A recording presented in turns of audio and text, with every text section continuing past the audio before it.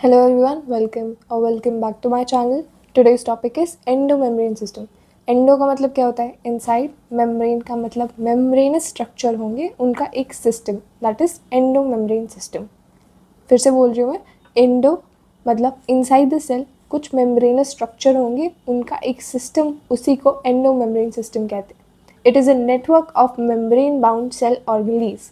ठीक है, in eukaryotic cells that work together to ensure proper cellular organization and function.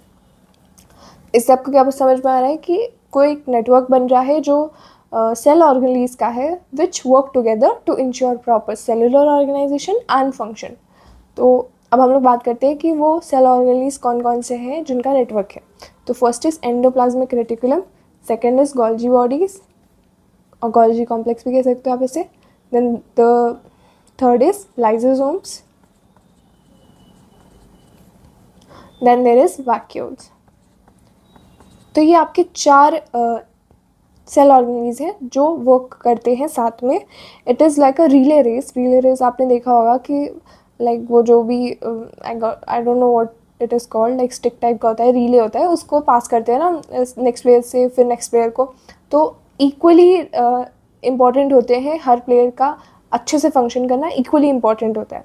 तो इसी में आप देखोगे कि कुछ प्रोटीन्स या लिपिड्स होते हैं, वो गोल्गी बॉडीज़ को देता है एंडोप्लाज्मिक रेटिकुलम, फिर वो इधर लाइसोसोम्स बना लेता है, इधर वैक्यूल बना लेता है. इसको हम लोग डायग्राम के थ्रू समझेंगे. तो यहाँ पे आप देख रहे हो कि एंडोप्लाज्मिक रेटिकुलम दिया है आपको, लाइसोसोम्स दिया है, गोल्गी कॉम्प्लेक्स दिया है, वैक्यूल दिया है. पर ये न्यूक्लियर एनवेलप यहाँ क्या कर रहा है? तो देखो, न्यूक्लियर एनवेलप पहली बात तो होता क्या है, न्यूक्लियस आप देखते हो, nuclear is a double membrane structure. Like it has two membrane, yeah, inner and outer membrane होती है.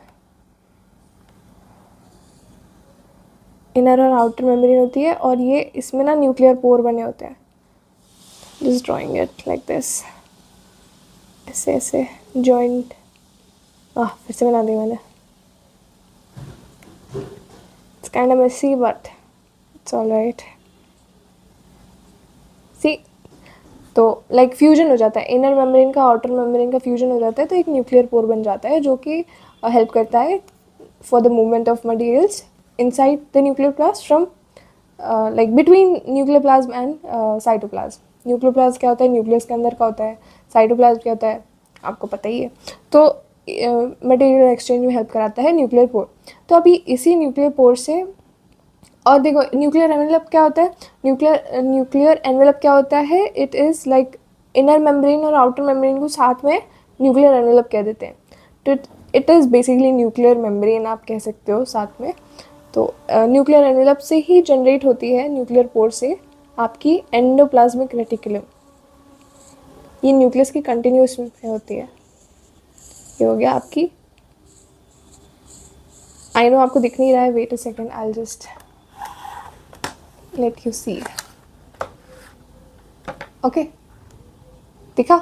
तो ये आपकी एंडोप्लाज्मिक रेटिकुलम यहाँ पे देख सकते हो आप. यहाँ पे आपकी एंडोप्लाज्मिक रेटिकुलम बना दिया मैंने.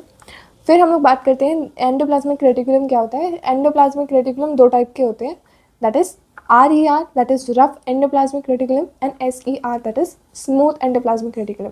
RER आपने पढ़ा है कि इट सिंथेसाइजेस प्रोटीन, क्योंकि इसमें क्या होता है, इसके सरफेस में क्या प्रेजेंट होते हैं? इसके सरफेस पे राइबोसोम्स प्रेजेंट होते हैं. Ribosomes are protein factory. तो प्रोटीन फैक्ट्री है तो obviously it will synthesize a lot of proteins. तो सिंथेसाइज कहाँ पे होता है प्रोटीन? एंडोप्लाज्मिक रेटिकुलम के रफ एंडोप्लाज्मिक रेटिकुलम वाले पार्ट पे. ठीक है. फिर हम लोग बात करते हैं SER. SER जनरली सिंथेसाइज करता है स्टेरॉइड्स. स्टेरॉइड्स एक टाइप का लिपिड ही है, तो मैंने यहाँ पे लिख दिया है सिंथेसिस ऑफ लिपिड्स. ठीक है.